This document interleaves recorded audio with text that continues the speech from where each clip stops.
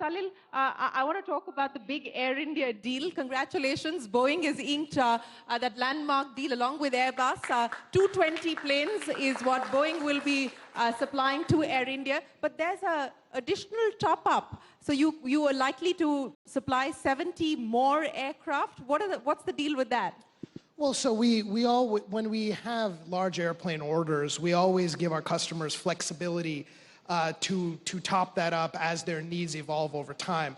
Look, the Indian market for aviation is going to grow leaps and bounds. We forecast 2,200 airplanes to come into the Indian market over the next 20 years. And so with all of our customers, we want to give them a little bit additional flexibility to upsize their order when it's the right time for them to do so. And so that's what that's about. Okay, so on the aviation side, Air India 220 planes, that's a massive order that you've inked, and you said that 2,200 planes will be added on. That's the expectation and the estimate over the next 20 years. Any constraints that require redressal at this point in time to ensure that the opportunity in the commercial space continues to hold up? Yeah, so I think the first thing that we as an airplane OEM do is we're only successful when our customers are successful, right? So some of the things that we've announced over the past few weeks after the announcement of that deal is, of course, the logistics center to make sure we have parts here in India, the customer support center to make sure our customers can receive the technical support they need from the region as opposed to having to call, Seattle or California all the time. Those are the kinds of things that we do to further buttress the world-class technical people that we've had on the ground here for years. But from a standpoint of the overall market growth, I think everyone will say it's maximizing the growth of infrastructure here. Because what's going to happen, we had 140 million air transport passengers per year before COVID, and now we're getting back to that figure and surpassing that figure. If you look at airport infrastructure, it's not too far above that number already in terms of what it can handle. And so that's why the government's initiative to double the number of airports and aerodromes is critical to enabling the delivery of those 2,200 airplanes over the next 20 years.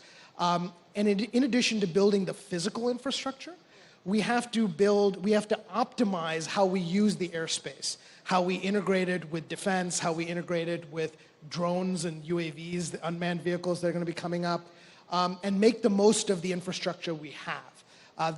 It's only if we do that that we will be able to actually take those airplanes that we expect to come in. Sunil, what's the aspiration now? It's from the last 20 years to where you are today, you've managed to build a 10,000 plus crore rupee company at this point in time. What's the target that you've set for yourself over the next few years? Well, normally I do not set targets in terms of numbers because I think you're restricting yourself whenever you do that. But the vision is now that we want to be in the top 5 EMS companies globally, which would mean setting up large capacities, world-class infrastructure, and focusing on efficiencies and Industry 4.0 processes and huge scale over a period of time. And I'm confident the way India is going, the kind of policies that we have in place, I think it's just a matter of time that India becomes the next hub for manufacturing, and Dixon is there in the top 5 companies globally. Well, we wish you the very best of luck with that aspiration. But what about brands made in India for the world? How far are we from that? Yeah, I think I remember reading an article recently, an editorial, that we do not still have brands which can be known as global brands, right? Yeah. Where are those brands and how are they going to come about? But I think if you look at the history of brands which came out of, let's say, countries like South Korea and Japan, these brands initially focused on being the brand behind the brand, which is being an electronic manufacturing as a service, right? And I talk about large brands, which you see now in India, the Korean brands and the Japanese brands. So what they did was, they focused on building a large scale. Then they focused on designing their own products, and then putting that money behind the brand. So I think we are at that stage now that we see a lot of companies now coming out in the EMS space. It's also encouraging that the financial sector has taken note of that. Last, I think 2 years, there have been 5 IPOs which have come in our sector. Yeah. So that scale is being created, that money is being spent on a component ecosystem, that money is being spent on design-led manufacturing. So I'm very confident that a few Indian brands are going to rise in our sector, which are going to be global in times to come. And I think we see Some brands already have that aspirations. But I think some of the mistakes that were made, if we look at, let's say, 15 years back, we had great brands. Yeah. But probably they did not really invest too much into their own design in the ecosystem, which led to the downfall. But I'm sure now we've learned from our mistakes. Those mistakes are not going to be repeated. And very soon, we'll have Indian global brands. Very soon we'll have Indian global brands, and hopefully course correction that has been made, and investment in R&D and IP will have to be part of that. Santosh, India today, one of the fastest growing markets, or is in fact the fastest growing market for Mercedes? Yeah, it's the fastest growing market for Mercedes. Last year and this year, again, we expect double-digit growth. And how many launches do you have lined up for 2023? 10 launches this year. And on the electric mobility side, how big of that is going to be a play here in India? Well, we were the first to launch a luxury EV in India, locally produce it. So we are fully committed on the localization of EVs for this market.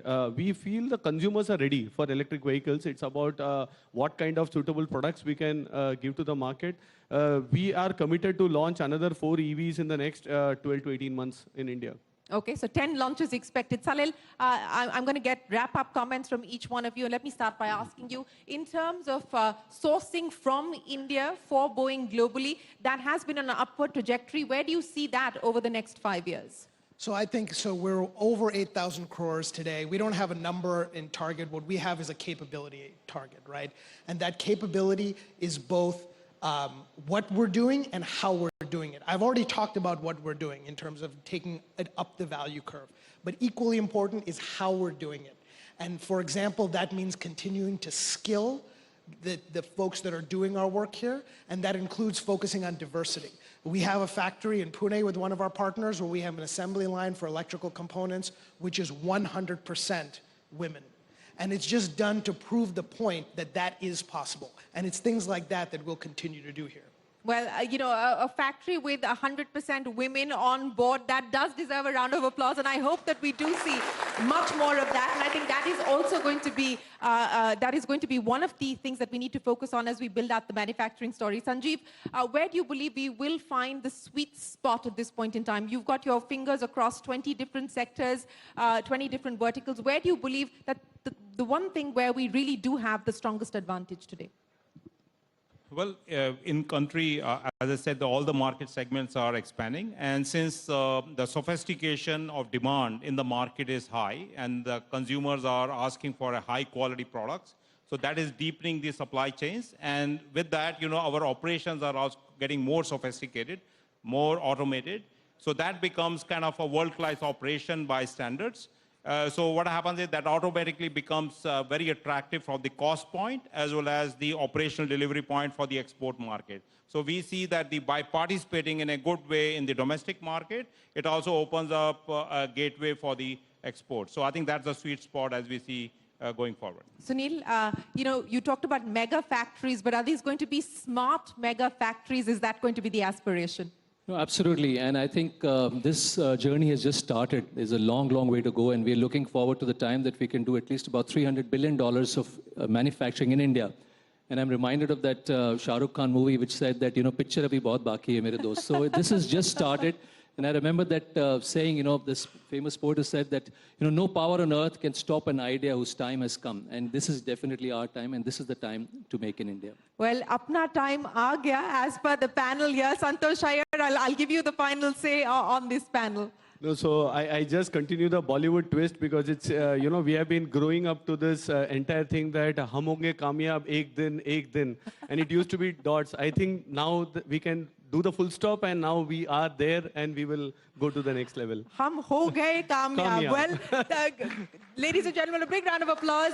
It is India's manufacturing moment and manufacturing opportunity, and we've heard from some of the best that India has today on what it will take for us to be able to capitalize on that opportunity. Thank you very much, and we wish you the very best of luck.